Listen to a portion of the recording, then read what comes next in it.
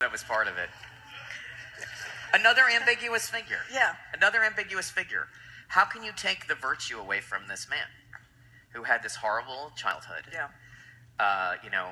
It's all true that, the tuberculosis, moving around, living in poverty, the stories of his tenacity, of him, driving Pat Nixon around on dates Right, exactly. with other guys and basically being a tackling dummy for the football team. And then he goes into the service, and I think this is true, that he was the most successful poker player in the South Pacific. He made a lot of money playing poker. Yeah. And is this a Don Draper seed? All of a sudden, that's when the election came up.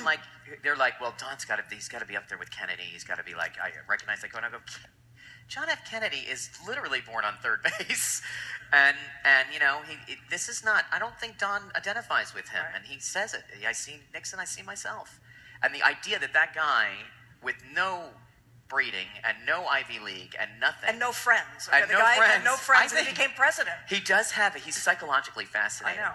Because he's very, very popular with people, and I think his awkwardness is almost what draws you in. And he's very smart, but he hates intellectuals. Very but he is an intellectual. And he gets out of the Navy, and 6 years later, he's the vice president of the United States.